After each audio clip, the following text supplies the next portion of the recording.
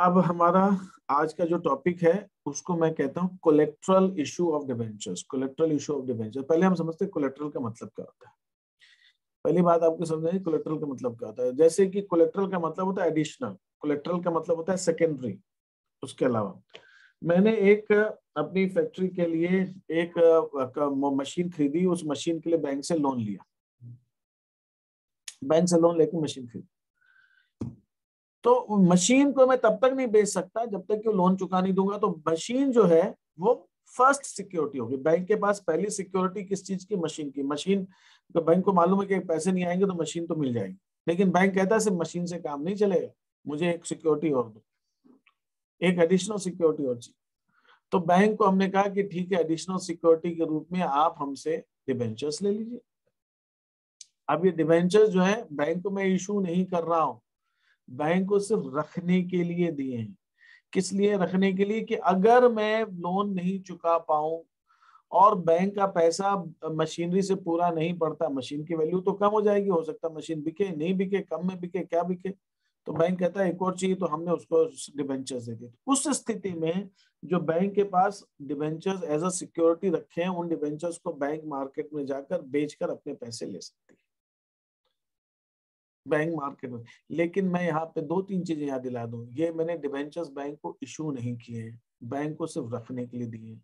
इसके बदले, इन डिबेंचर्स के बदले बैंक मुझे कुछ नहीं दे रही है। बैंक ने जो लोन दिया वो तो लोन अलग है, डिबेंचर तो मैंने सिर्फ अलग से उसको रखने के लिए, सिक्योरिटी के लिए दिया है। इन डिबेंचर्स को मैंने इशू नहीं किया। जब इशू नहीं किया तो इन डिबेंचर्स पर कोई इंटरेस्ट नहीं दिया जाएगा और इन डिबेंचर्स की एंट्री करने की भी जरूरत नहीं है, ये सिर्फ रखने के लिए दिए गए। तो ऐसे केस के अंदर जब हमने लोन लिया था तो लोन की एंट्री तो हमने की होगी। लोन जब लिया बैंक से, अगर लोन लिया तो हमने एंट्री की होगी, बैंक अकाउंट डेबिट तो बैंक लोन, ये एंट्री तो हमने की होगी जब लोन लिया। अभी तो हम सिक्योरिटी के लिए उसको डिबेंचर्स और दे रहे हैं, सिक्योरिटी के लिए हम डिबेंचर्स दे रहे हैं। तो जब हम सिक्योरिटी के लिए डिबेंचर्स और दे रहे हैं तो ये सिक्योरिटी के लिए जो एडिशनल डिबेंचर्स है इनकी हमें अलग से एंट्री करने की जरूरत नहीं है, लोन की एंट्री होगी।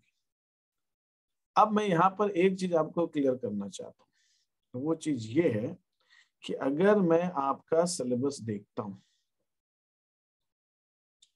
अगर मैं आपका सिलेबस देखता हूँ जो मैंने पहले भी देखा था डिवेंचर चैप्टर स्टार्ट करने से पहले, लेकिन यहाँ पे मैं जिस पॉइंट को हाईलाइट करना चाहता हूँ उसको देखने के लिए एक बार दोबारा देखना पड़ेगा।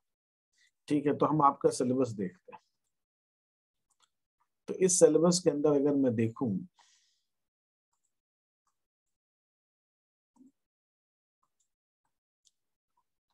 इस सिलेबस के अंदर अगर मैं देखूं तो यहाँ पर कहानी कुछ ऐसी है। सेकंड टर्म ये है 12th का, 12th का ये फर्स्ट टर्म, ये है सेकंड टर्म। यहाँ पे है डिवेंचर, सेकंड टर्म में डिवेंचर्स डिवेंचर्स डिवेंचर्स। यहाँ पे आपको सिलेबस में दिया हुआ है कि डिवेंचर्स एज कोलेक्ट्रल सिक्योरिटी, उसका कॉन्सेप्ट बच्चों को आना चाहिए। लेकिन यहाँ दिया हुआ है understand the concept of colorectal security and it's presentation in the balance sheet. तो ये खेल सारा बैलेंस शीट प्रेजेंटेशन का, एंट्री का है। बैलेंस शीट में हम कैसे दिखाएंगे, तो हम इसको समझने की कोशिश करेंगे कि हम इसको बैलेंस शीट में कैसे दिखाएंगे। तो मैंने आपको बताया, पहली मैंने आपको कोलेक्ट्रल बताया। कोलेक्ट्रल क्या मतलब? एडिशनल। क्या है? ये सिक्योरिटी है। किसके लिए? लोन के लिए। लोन शॉर्ट टर्म हो सकता है, लॉन्ग टर्म हो सकता है। हमने बैंक को सिक्योरिटी के लिए, किसी जिससे भी लोन लिया उसको सिक्योरिटी के लिए दिया है। पहली बात, ये डिबेंचर उसके पास रखे हुए हैं। आप इसको कोई, इसको कहते गिरवी रखे, गिरवी विरवी नहीं रखे, ये रखे हुए अलग से, उसके पास उसको भरोसा है कि हाँ ये डिबेंचर है। जब हम लोन का पैसा नहीं चुका पाएंगे तो वो जो है वो इस पैसे को, इन डिबेंचर्स को लेकर मार्केट में बेच सकता है। कब बेचेगा? जब हमारी जिस एसेट के अगेंस्ट हमने लिया वो एसेट की वैल्यू उसको नहीं मिलती है तब। इसीलिए अच्छा, जब कंपनी अच्छी पोजीशन में नहीं है तो डिबेंचर को जरूरी थोड़ी कि सारे के सारे उसी कीमत पे बिक जाएंगे जिस कीमत पे। इसलिए अगर लोन 5 लाख का है तो डिबेंचर आप जो सिक्योरिटी के लिए देते हो वो 6 लाख का हो सकता है, 7 लाख का हो सकता है, 8 लाख का हो सकता है। ज्यादा का सिक्योरिटी होती है, सिक्योरिटी हमेशा ज्यादा की होती है। तो बैंक अन्य लेके रखा हुआ है। अब यहाँ पे इसको करने के, इसको बुक्स में दिखाने के दो तरीके, एक एंट्री करना और एक एंट्री नहीं करना। अब हम इसकी बात करेंगे, एंट्री करना है तो नहीं, एंट्री नहीं करना तब तो कोई बात ही नहीं है। तो हम कैसे बैलेंस शीट में दिखाएंगे वो बताऊंगा। अगर एंट्री करना है, मान लीजिए हमने लोन ये लिया 5 लाख रुपए का, बैंक से लोन लिया 5 लाख रुपए, और इसके बदले जो हमने सिक्योरिटी में दिया है, कोलेक्ट्रल डिवेंचर दिए हैं, वो दिए 7 लाख रुपए के। तो अगर मुझे एंट्री करनी है उसकी, तो उसकी एंट्री होगी debenture account debit, debenture suspense account debit, percentage debenture, जितने परसेंट के डिवेंचर्स है, कितने रुपए के, क्योंकि मैंने 7 लाख का दिया है तो 7 लाख,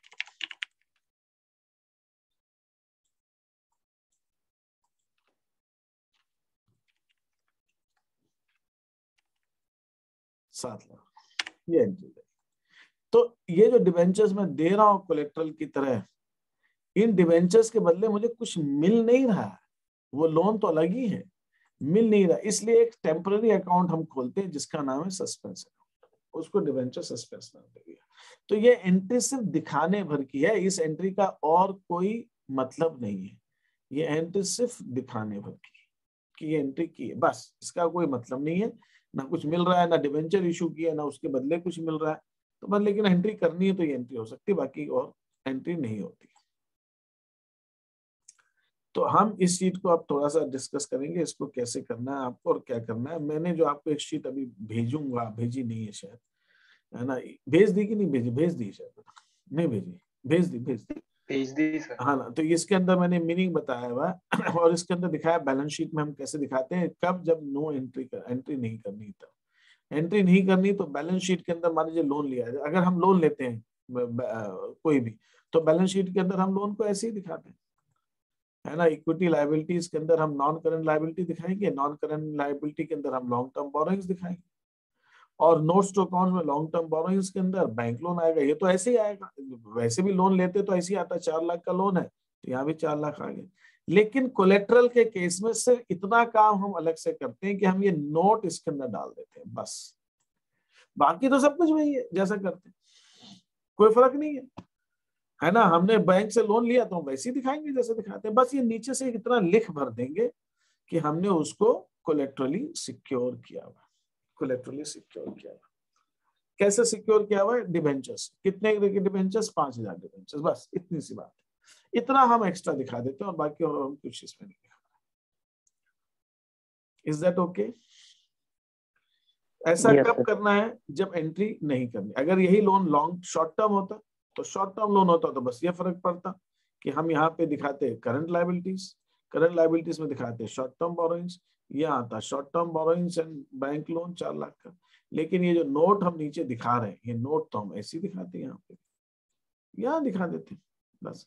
तो जब कोलेट्रल दिया है, एंट्री वेंट्री कुछ नहीं करी, बस नीचे बैलेंस शीट में नोट्स टू अकाउंट्स में लिख देंगे अलग से कि दिया, बस। ये तो एक तरीका हुआ। दूसरा तरीका ये हुआ कि भाई एंट्री करनी है, एंट्री करनी है तो एंट्री हमारी बनेगी डिवेंचर सस्पेंस टू डिवेंचर। और बैलेंस शीट में क्या करेंगे फिर इसका, बैलेंस शीट प्रेजेंटेशन देखते हैं, बैलेंस शीट में क्या करेंगे इसका। बैलेंस शीट के अंदर ये बाकी चीजें तो एज इट इज है, इसमें कोई फर्क ही नहीं है। नॉन करंट इक्विटी लायबिलिटीज में non current liability, long term borrowings, ये सब कुछ सेम जैसा था। फिर बैलेंस शीट में और क्या चेंज है, बैलेंस शीट में और कोई चेंज नहीं। बैंक बैलेंस शीट में जो पहले हमने किया था वो भी एज इट इज है, लॉन्ग टर्म की लोन आ गया, ये सब आ गया। बैलेंस शीट के अंदर हमने नीचे नोट दिया था, वो भी नोट भी अभी भी देंगे। बस अगर एंट्री कर रहे हैं तो इतना हिस्सा और जुड़ जाएगा, इतना हिस्सा, ये काम हम और कर देंगे अगर हम एंट्री कर रहे हैं तो। क्योंकि एंट्री करने में डिवेंचर को हमने क्रेडिट किया, डिवेंचर अकाउंट को क्रेडिट किया एंट्री करने में, तो डिवेंचर अकाउंट को क्रेडिट किया है तो डिवेंचर अकाउंट तो खुल गया, अकाउंट तो खुल गया, तो उसको बैलेंस शीट में दिखाना पड़ेगा।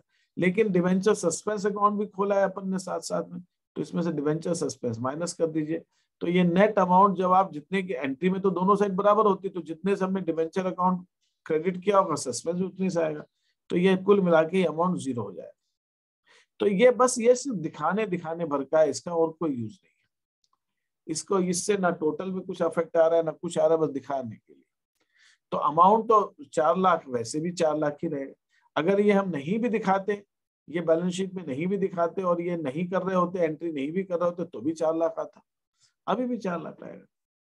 तो यहाँ पर अगर मैं देखूं तो अगर मैंने यहाँ पे एंट्री की है तो एंट्री करके मैंने ऐसे दिखा दिया, और अगर मैं एंट्री नहीं करता हूं तो भी मेरी बैलेंस शीट का टोटल 4 लाख है। बस यहाँ आप देख क्या है फर्क क्या है, यहाँ पे अगर एंट्री कर रहा हूं तो डिवेंचर टू डिवेंचर सस्पेंस इतना हिस्सा अलग से और करना पड़ेगा अगर एंट्री कर रहा हूं तो, बाकी और कोई चेंज नहीं है, बाकी तो कोई भी चेंज नहीं है। नोट्स ये पहले भी लिखा था, अभी भी लिखा रहेगा। तो ये जो हिस्सा है जिसको मैंने नोट डालना है एक्सट्रैक्ट के अंदर, ये एंट्री हो या एंट्री नहीं, दोनों केस के अंदर इसके अंदर तो हमें फर्क नहीं पड़ेगा। ये तो हर केस के अंदर हमें करना है, ये तो हर केस में हमें करना है। ठीक है, अब जैसे यहाँ पे मैंने नीचे एक एग्जांपल दिया, स्काई रॉकेटिंग कंपनी है, 6,000 डिवेंचर इशू किए, 5 लाख का लोन लिया।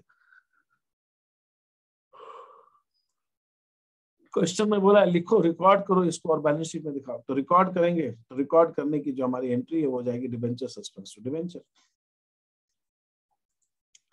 और जब बैलेंस शीट में दिखाने की बात आएगी तो नॉन करंट लायबिलिटीज में लॉन्ग टर्म बोरोइंग्स दिखा देंगे 5 लाख रुपए की, ये 5 लाख रुपए, इसके नीचे अपन ये नोट डाल देंगे और फिर वो डिवेंचर टू डिवेंचर सस्पेंस ये आ जाएगा, ये नील हो जाएगा 5 लाख में।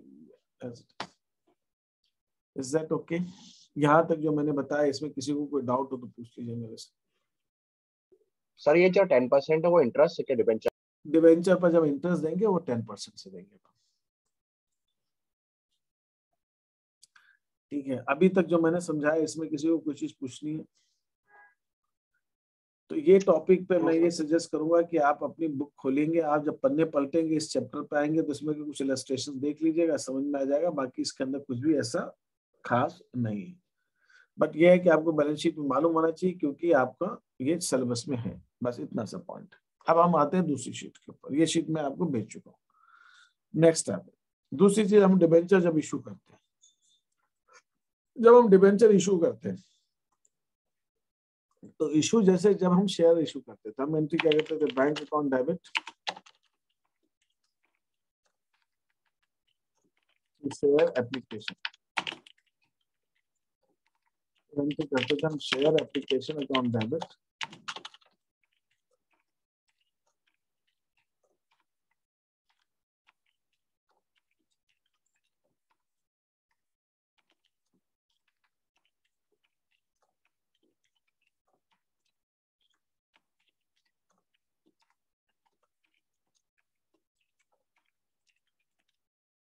अगर हम डिवेंचर इशू कर रहे हैं तो हमारी एंट्री क्या बनेगी?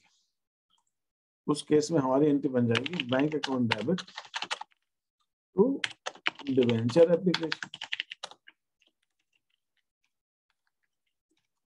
फिर हमारी एंट्री बन जाएगी डिवेंचर एप्लीकेशन अकाउंट डेबिट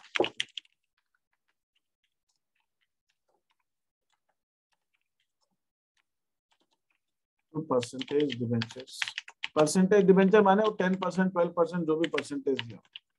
यहाँ पर ये फर्क है, कैपिटल नहीं लिखेंगे डिवेंचर के साथ में, शेयर के साथ कैपिटल लिखते हैं। फिर यहाँ क्या लिखेंगे, डिवेंचर अलॉटमेंट अकाउंट डेबिट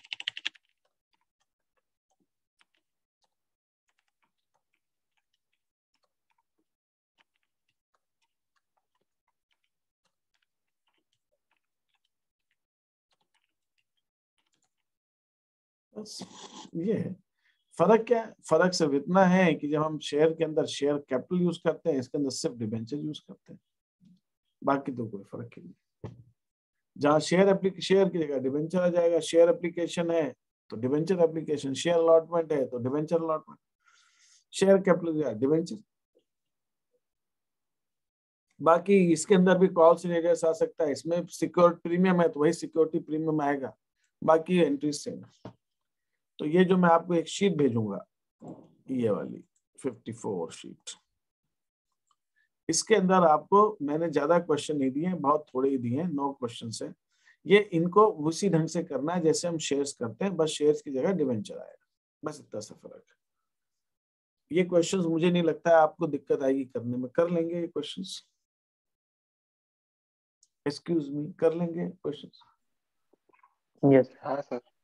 तो अभी मैं आपको ये दोनों शीट भेज रहा हूँ, कोलेटरल वाली ये पढ़ने के लिए, और दूसरी इसमें से 9 क्वेश्चन आज आप कर डालिए, हम कल इसके बाद दूसरा इसके अंदर टॉपिक ले लेंगे। Is that okay? ठीक है, यस सर। Yes sir. कोई क्वेश्चन यहाँ पर पूछना है किसी को? ओके, ठीक है।